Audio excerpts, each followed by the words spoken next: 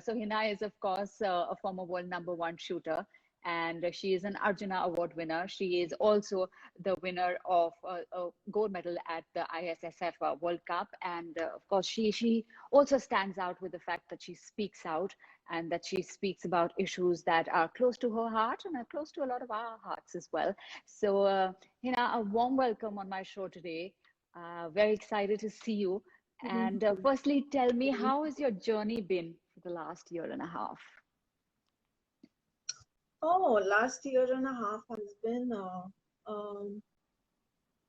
a roller coaster ride, but has been bland also. So, sitting at home doing nothing, and I think the roller coaster was all in our head, thinking what we're gonna do, when will it open up, how is the world gonna be, and all the emotions, feeling scared, feeling powerless. But other than that, if you look at the reality, it was all bland. You can't go anywhere, just sitting at home and listening to all these bad news, and it Yeah. uh, it was a year which will not be forgotten. And yet you want to forget it in a way, right? I think It's, everybody wants to forget it. Everybody wants to get over it, and probably learn from it, but never have to live through it again. yes. So let's hope it all goes back to normal as soon as possible. So did that kind of, I know you're not headed for the Olympics this year, but training in a sense still continues, right? But did that, I mean, in an environment where all of us are pretty much uninspired, our motivation is at rock bottom. So in that environment, how tough has it been? Of course, there's been lockdown, but when things open or when you can go out and train, how difficult has it been to get back into the groove? Um, I think I was just starting to get back in the groove in Jan 2020 when I took a break. I took a break in 2019 June July. I took a 6 month break, and then I was just starting to get back in the groove when the lockdown happened. Coronavirus was happening, and then again when things opened up, I was back in the range in October, November, but then again in 5, 6 months, things have closed. So I'm not getting a good stretch to train. And even right now, the ranges have just opened in the last 1 or 2 days. So there's a lot of maintenance going on right now, cleaning happening. So we will start training as soon as we can. But yeah, I have been doing a lot of things at home, whatever I can do with the space that I have, taking care of my body, my physical fitness. And shooting is a game which you can do one of the events in just 10 meters of space. So I have that much of space. So I have set up a temporary target at home. So whenever I feel like, I do train. But it's not a very focused training happening right now, because there are not many matches coming up. Yeah, Olympics is the only one, but other than that, not many matches coming up. So I'm just waiting and going with the flow and waiting for things to sort of normalize. And I've decided that there's no point in planning. I just need to be adaptable right now. Whatever the situation presents, just adapt according to it. um, because if you make plans and they don't work out because lockdown happened, you feel bad. So it's better to just be flexible right now and do whatever you can with the situation at hand, I think. And is that really how you dealt with the disappointment I'm sure there must have been for not getting an Olympic quota? Yes, of course. There was a lot of disappointment, and it was a continuous disappointment, because a lot of matches happen one after the other where you could win the quota. But my training was going well, but I wasn't able to perform during all those matches. So slowly I started pushing myself even more. When you work hard and things don't happen, sometimes you give up, sometimes you just start pushing yourself even more, that okay, I'm not working hard enough. So there comes a point where uh, mentally and physically you can't take it anymore, and Right. recovery becomes a problem. And sometimes there is no time to recover. These matches happen so um, I mean so close to each other, including the domestic matches, and you have to be there at every match. So yeah, things start turning around, and especially in your head, the way you start talking about yourself, the way you start talking to yourself, that starts affecting the performance. And the other thing, of course, that is, when you're talking about, you start talking about it, things in your head. And I think the pandemic has also kind of made us all start talking in our head. And I don't think that sports people have been any different. Is your sense of, you must have got a lot of friends in the fraternity. How tough has it been mentally for athletes to cope during this year and a half? Oh, it's tough for athletes. It is tough for athletes, um, because we are used to um, just moving around, moving our bodies, working hard, putting our mental energy and converting it into a physical activity, and looking ahead at the next match, looking ahead at the next match, and having goals and planning, and we're used to that. And it becomes so much a part of your life that if you take that away from any athlete, a lot of things that they normally do also lose meaning.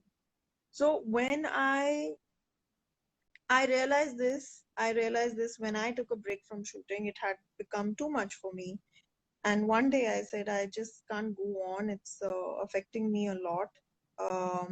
I took a break, and within 3-4 days, I realized that having water or drinking water had also lost its meaning for me. I mean, pehle I used to have water to finish the quota of 4 liters of water that I need to have in order to be fit. And now I didn't know, like, should I have water when I'm feeling thirsty, or what should I do? So, everything that we do in our daily lives has a meaning. If you're an athlete at the top level, you will put a certain number of hours at the range, you will have certain vitamins, you will have a certain amount of sleep, and you do not care who is sitting as a guest in your house. You will tell them to just get lost, and you'll go to your bed. You lead a very, very disciplined life. Everything has a meaning, and everything has a time to do. Like, even recovery has time. Okay, this Yeah. is my fourth day or fifth day of training. I think the indicators are showing that I'm not um, well rested, so today is my day to rest, and this is the way to the right kind of rest that I want. So you take that away from athlete, they'll just keep staring. At least that happened with me. I just kept staring, like, what?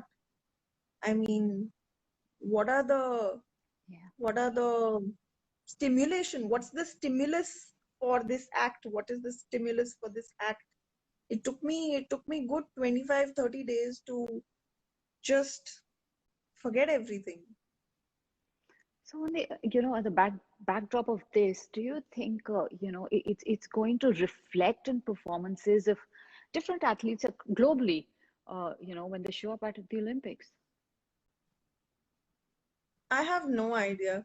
This is going to be this Olympics is going to be like none other.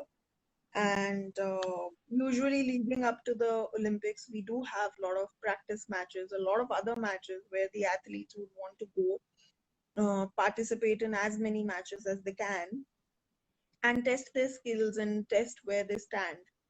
Um, but nothing of that sort is happening right now. So there are very, very few matches happening in the world where people can go and start feeling competitive again, start testing themselves against the best in the world. So we don't know. It might have just worked out wonders. So much rest they got. It Yeah. could have helped them, freshen up, refocus and regroup. or it could have been a disaster overall. I think this Olympics is something that we just cannot predict how things are going to come out. Despite all that, how do you, view the Indian contingent, the sports contingent that's headed to the Olympics? What are your hopes from them? Same thing, like I'm saying, if the Olympics had happened in Okay. 2020, they were all doing a lot of matches. So we knew who is in form, who is not performing right now, who needs rest, who is injured, who is not injured. So you had a general idea of the the status of the Indian contingent. But right now, I mean, very few matches have happened, and they are just coming out of a slumber and trying to get back on track. So you can't really judge them right now. They might get even better when the Olympics come, or they might just get tired. It's so difficult to predict. It's very difficult to predict. It's Other a than that, very the Indian contingent which was going to the Olympics, I think it was a strong one. Back in 2020, if I look back, even now, like the players which are going, the players are strong. How they are feeling and how they are going to cope up and what they have gone through, that is something we can't say. So, given that, do you feel that not enough emphasis has been given to athletes and their mental health over the last year, or do you feel that, there has been a silent kind of work that's gone on behind the scenes? Um, so when it comes to athletes' mental health, a lot of emphasis is given on the mental toughness part, the Yeah. focus and um, getting their mental toughness up, helping them perform under pressure. So a lot of emphasis is given in that regard. But if an athlete faces a roadblock and it starts affecting them mentally, and with time, with every performance, the scores just keep dropping, or the athlete is not able to perform, that sort of support is still not there. um, I think very few countries can say that we take care of the mental health of our athletes. And secondly, um, looking at the athletes, they are trained to behave like warriors. They are trained, and they themselves have that attitude that no matter what, I need to get the job done. So even if I have to crawl, I lose a limb or whatever, they have that attitude. System does not understand athletes who say they are going through toughness. They're going They're going through through a mental issue. a mental health issue. System doesn't understand. The coaches don't understand. In fact, the athletes themselves don't understand, and they don't accept it and um, tell themselves, okay, it's okay to feel like this. We are not trained to talk like that. So, I was saying that mental health, the conditioning of society is such that, it's not just, I don't think it's only the sports arena, it's everywhere that we're all conditioned to not accept this as an issue. It's only very recently that some kind of conversations now have started in the last few months, but otherwise it doesn't happen. I mean, I know somebody and who told me he quit his, and it was an excellent job. And he quit his job within 3 months of joining it, an exceptional person, for the simple reason that people did not understand that his bosses didn't understand that he was suffering through mental health. This is during the pandemic, so it's not. And now for these athletes to head to the Olympics, which is a pressure cooker environment in itself. Yes, our society overall is designed to not talk about these issues. We are very happy joining someone for their birthday party or going for a wedding or a celebration and talking about everything Yeah. nice in the world, but we are not prepared to talk about such things. Even somebody's death or loss makes us very uncomfortable. We don't know how to even give sympathy. That's how human nature is, and it is worse for certain section of people in the society. For example, if a housewife or an old lady or basically somebody from the female gender says that I'm going through depression, people still talk to her, They understand.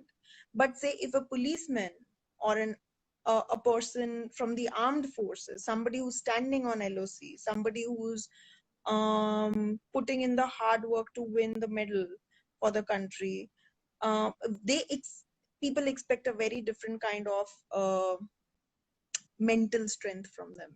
And if they Oh, fall yeah, short, yeah. if they fall short, they take them off the pedestal. They shame them, or they tell them, "Itna to aana chahiye tha. This is part of your job."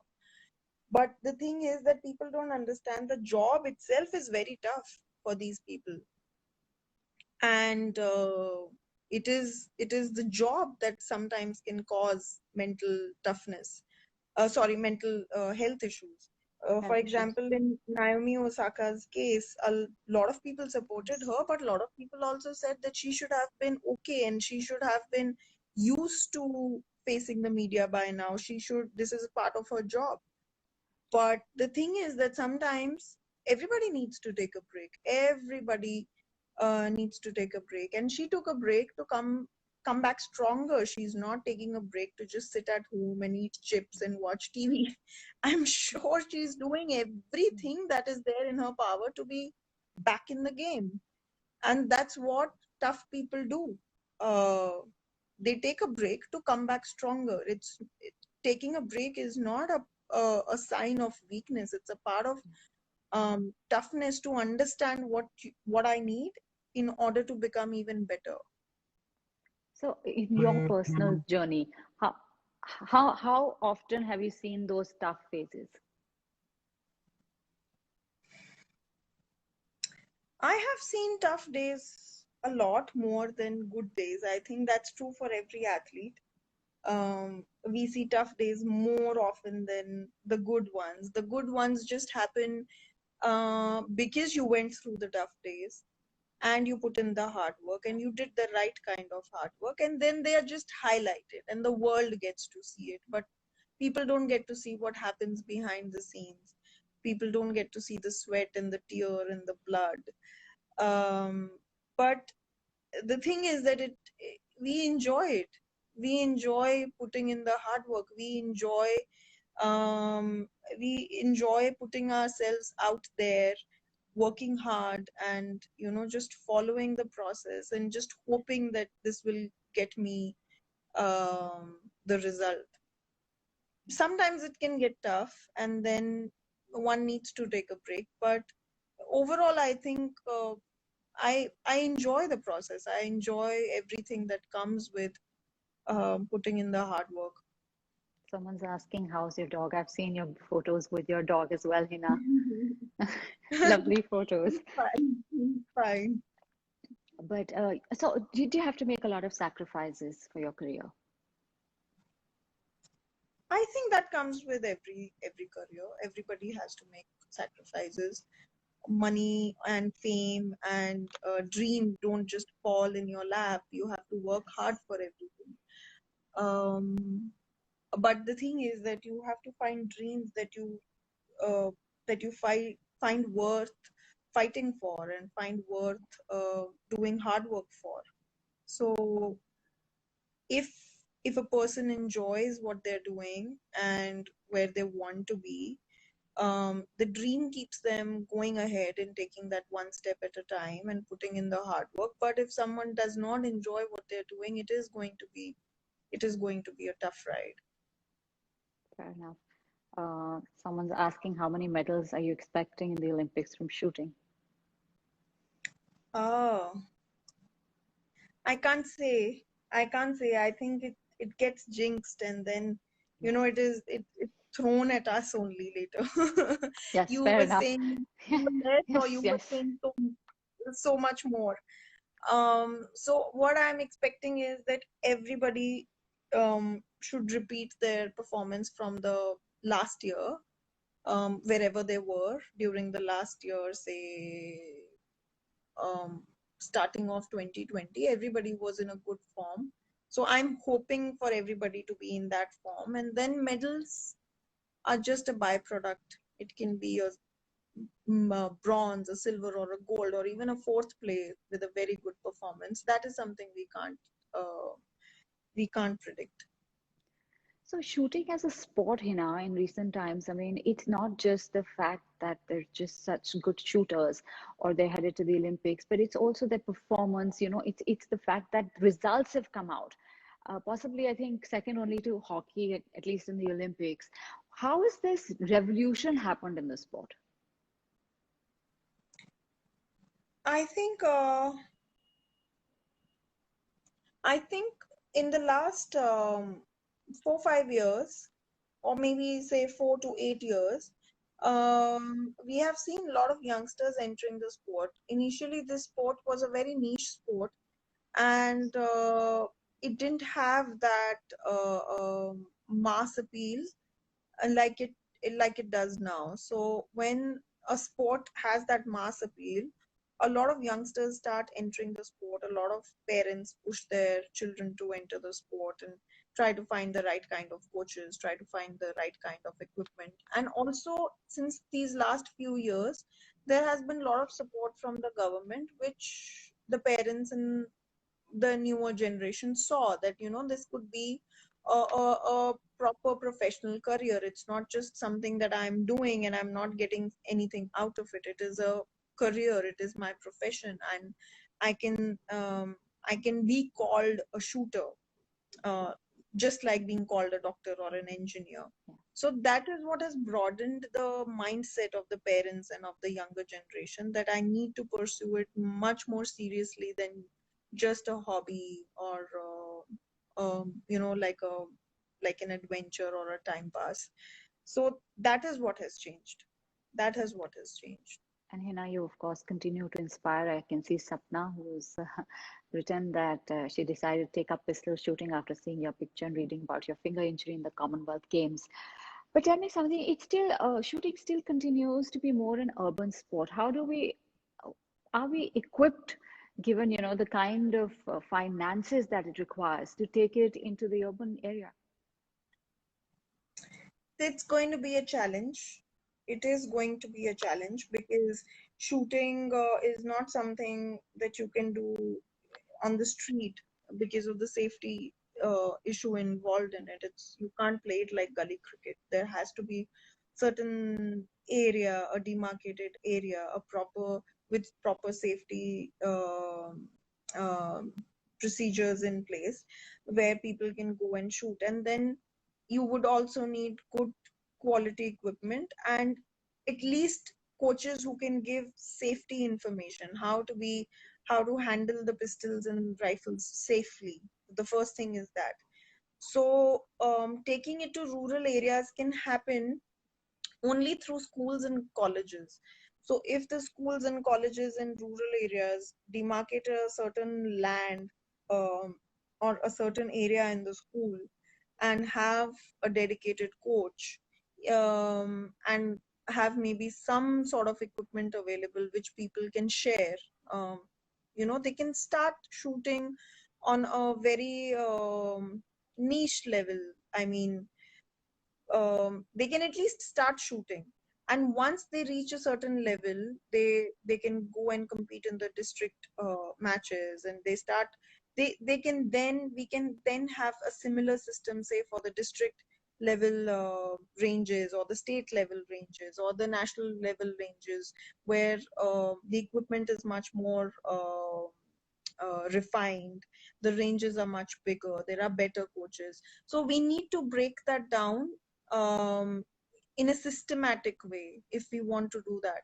And this kind of what do you say, land belongs only to schools and colleges, where they can incorporate shooting as part of their curriculum or part of their PE. And that's how we can enter rural areas with this sport. So Atharva has written that skeet shooting in Maharashtra, the Pune range, was almost going to be shut down due to cricket. Is that something you felt as, as a sports person, that you're always like the poor cousins for cricketers? It's not just for cricket. I've seen ranges shut down for marriages and That's true. wedding ceremonies. That's true. So because ranges have a lot of space, so big people or VIPs may hire that place to have a party or something like that.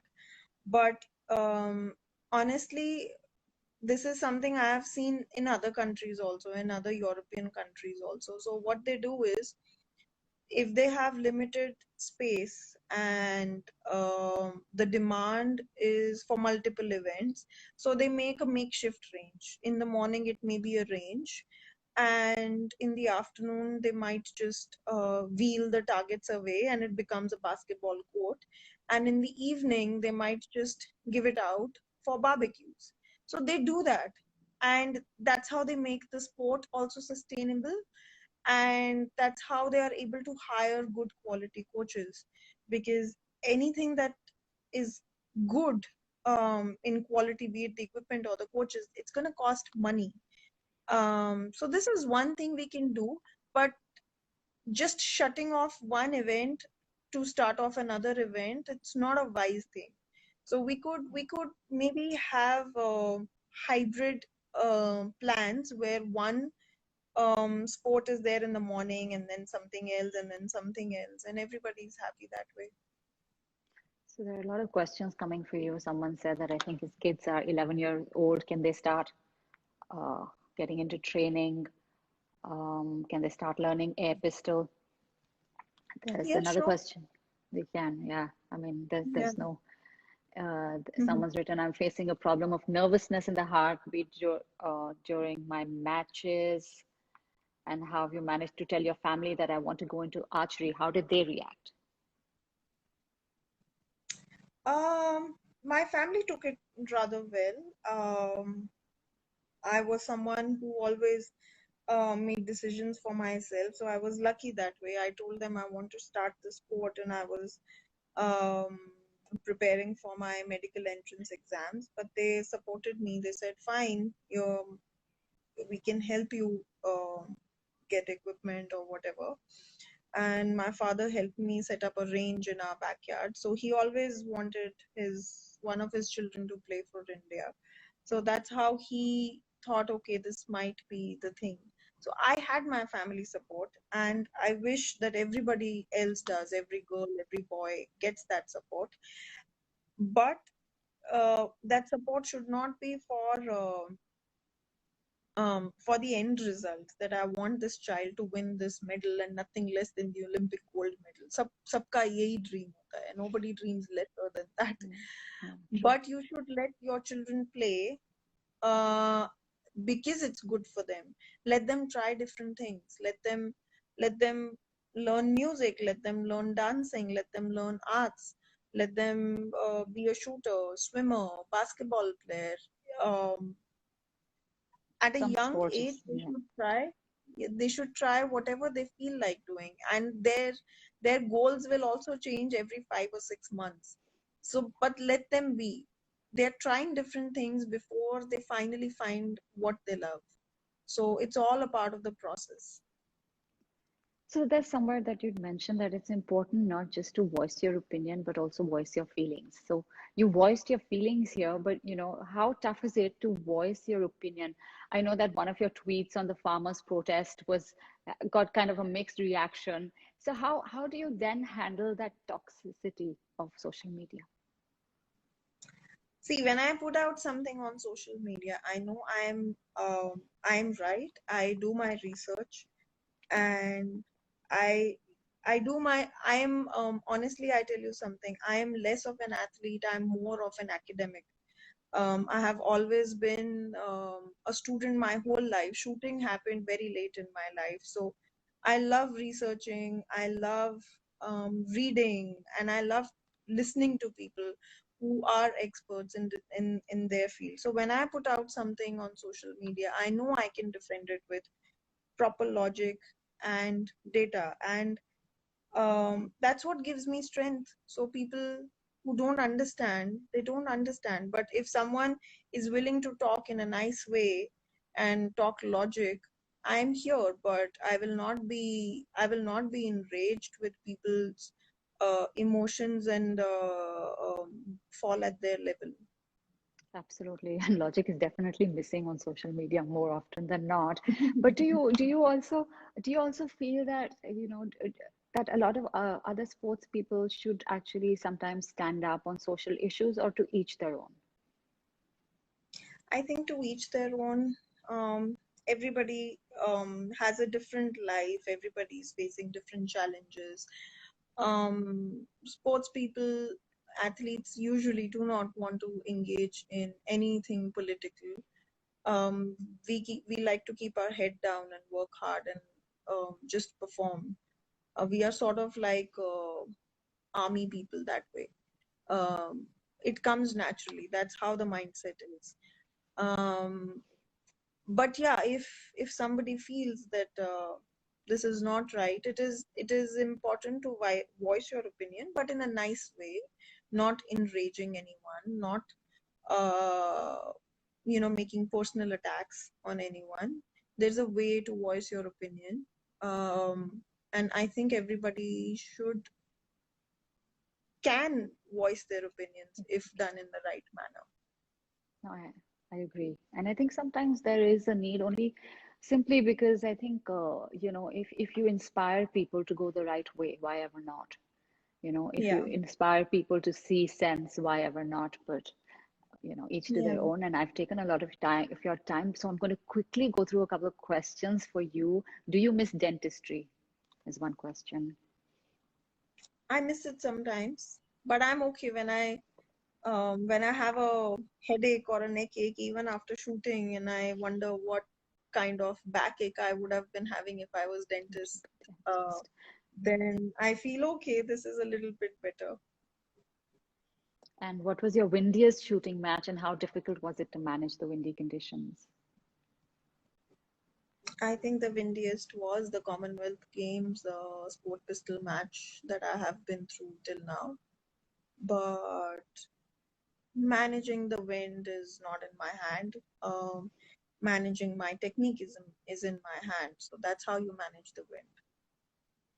I think Ankit wants to ask you if you can give him a solution to his problem that, he feels a little nervous in the beginning, 4 5 minutes, if I got this correctly. And the heart, I think he said, is beating very fast. So what does he do? You will never stop being nervous. You will never have a heart that doesn't beat so much that you feel as if you can feel it in your mouth. Um, there'll never be a day. As long as you um, love what you're doing and you are um, trying to put in your best, you will always feel nervous. The thing is, you need to find ways to accept it and perform despite it, not fight it. Excellent. Harshita from Tamil Nadu is a rifle shooter. She says it's been almost a year since I've practiced due to the pandemic.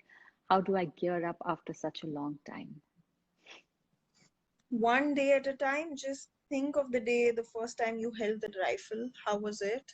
Um, Learning the basics, every small little thing. So you might have to go through the same process, but you've done it before. You can do it again. So think of going to school again. Yeah. And 52 years old. I have been shooting air pistol for the last 2 years. This is a tricky one for you, Hina. Best score is 372 at training range. Can devote only 2 hours daily. Can I make it to the national team if I work hard? If you work hard, yeah, you can make it to any place.